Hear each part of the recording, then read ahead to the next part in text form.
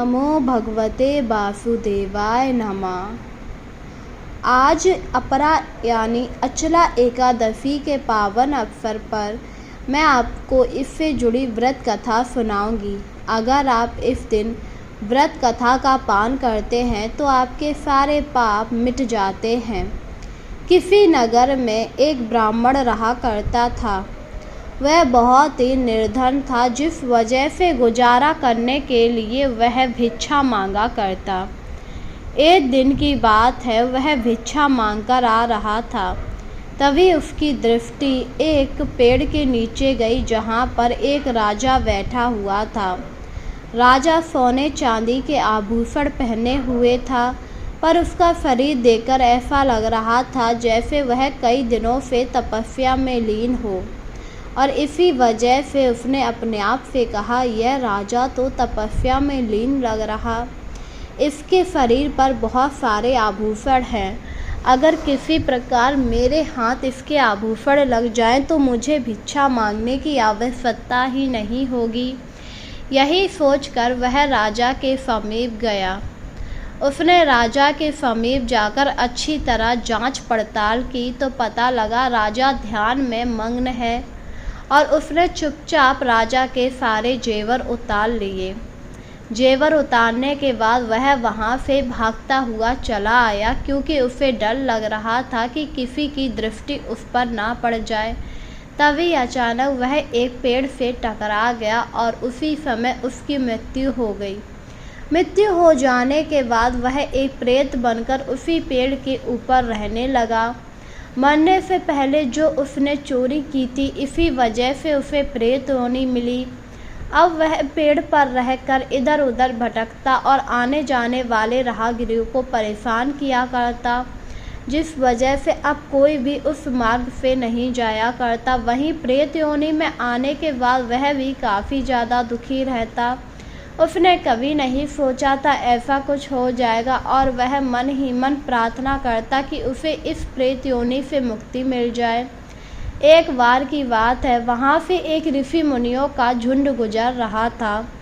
ऋषि मुनियों के झुंड को देखकर प्रेत ने सोचा, क्यों न इन्हें परेशान किया जाए, और इसीलिए जैसे ही वो ऋषि मुनि इस पेड़ से गुजरे, वह एकदम उनके सामने आ गया, जिससे ऋषि मुनि काफ़ी ज़्यादा घबरा गए। पर उन्हीं में एक ऋषि श्रेष्ठ थे, जो आगे आए और बोले, तुम इस तरह उत्पात क्यों मचा रहे? आखिर तुम्हें क्या परेशानी है? पर प्रेत ने कुछ नहीं कहा और वह इसी तरह उत्पात मचाता रहा। तब ऋषि ने अपनी योग विद्या से पता किया कि यह एक ब्राह्मण था और राजा के गहने चुराकर भाग रहा था, और पेड़ से टकराने से इसकी अकाल मृत्यु हो गई, जिसके बाद यह प्रेत बनकर इसी पेड़ पर रह रहा। यह सब देखकर ऋषि को उस पर बड़ा ही तरस आया और बोला, ये सब तुम्हारी अकाल मृत्यु के कारण हुआ। अगर तुम चाहो तो तुम्हें इस योनि से मुक्ति मिल सकती। यह सुनकर प्रेत अति प्रसन्न हुआ और बोला, क्या आप सच कह रहे हैं? मैं इस योनि से मुक्त हो सकता हूँ, पर यह कैसे संभव है? कृपया करके बताइए, क्योंकि मैं इस योनि से मुक्त होना चाहता हूँ। इस पर ऋषि मुनि मुस्कुराए और बोले, इसके लिए तुम्हें अपरा यानी अचला एकादशी का व्रत करना होगा।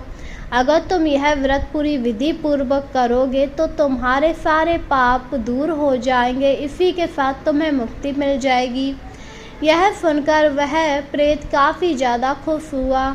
इसके बाद ऋषि मुनि वहाँ से चले गए। ऋषि मुनि के जाने के बाद वह अचला एकादशी का इंतजार करने लगा। समय गुजरे और समय के साथ अपरा एकादशी आई। उस दिन प्रेत ने किसी को ना सताया और पेड़ पर भूखा प्यासा बैठा रहा और मन ही मन भगवान का जाप जपता रहा, क्योंकि ऋषि मुनि ने उससे पूजा पाठ करने के लिए कहा था, पर प्रेत होने की वजह से वह पूजा पाठ ना कर सका। पूरे दिन भूखा प्यासा पेड़ के ऊपर बैठा रहा। रात हुई, रात के समय भी वह इसी तरह बैठा रहा, और जैसे ही सुबह हुई वैसे ही एक दिव्य विमान वहाँ पर आया और उसकी प्रेत योनि से मुक्ति हो गई, और वह विमान पर बैठकर विष्णु लोक चला आया। विष्णु लोक आने के बाद उसने जब श्री हरि को देखा तो वह अति प्रसन्न हुआ और बोला, मुझे नहीं पता था कि अपरा एकादशी के व्रत से मैं आपको पालूंगा। इस पर विष्णु भगवान मुस्कुराए और बोले, सारी एकादशियाँ बहुत ही प्रभावशाली होती हैं, सबका अपना अपना महत्व होता है। जिस प्रकार अपरा एकादशी का है, अपरा एकादशी अपार देने वाली है। इसका जो कोई भी व्रत व विधि पूर्वक पूजा करता है उसकी सभी मनोकामनाएं पूरी हो जाती हैं। इसी के साथ यह व्रत प्रेतयोनि से यानी ब्रह्म हत्या तक के सारे पापों को दूर कर देती है। यह सुनकर ब्राह्मण अति प्रसन्न हुआ और उसी के फलस्वरूप उसे अगले जन्म में एक राजा का जन्म मिला। राजा का जन्म पाकर ब्राह्मण बहुत ज़्यादा प्रसन्न था। समय के साथ राजा बड़ा हो गया और शासन करने लगा। राजा अति प्रसन्न था और विष्णु भगवान का बहुत बड़ा भक्त था, क्योंकि ये सब विष्णु भगवान की कृपा से ही हुआ। वह बहुत ज़्यादा धर्म आत्मा था और हमेशा दान पुण्य किया करता। उसका एक छोटा भाई था जिसे ये सब बिल्कुल भी अच्छा नहीं लगता। उसने कई बार अपने बड़े भ्राता को समझाया कि इस प्रकार दान पुण्य ना किया करें, पर उन्होंने उसकी बात नहीं मानी और कहा, अगर वो दान पुण्य करेंगे तो इस प्रकार उनका यश चारों लोकों में फैलेगा। जिसे सुनकर उनके भाई को काफ़ी ज़्यादा क्रोध आया और उसके भाई ने अपने मन में कहा, अगर यह रहा तो मुझे कभी भी राजपाट नहीं मिल पाएगा।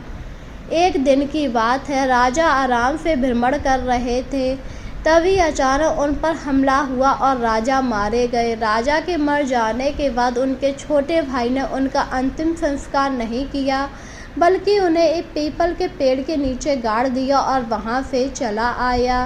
पीपल के पेड़ के नीचे गड़ जाने की वजह से उन्हें प्रेत योनि मिली और वह फिर से उसी पेड़ पर रहने लगे।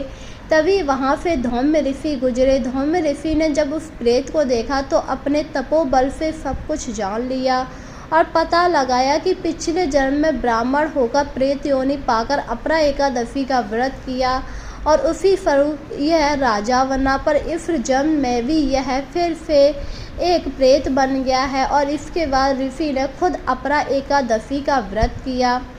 व्रत करने के बाद उन्होंने पुण्य का फल उस प्रेत को दे दिया, जिससे फिर से एक विमान आया और वह उस विमान पर बैठकर फिर से विष्णु लोक पहुंच गया।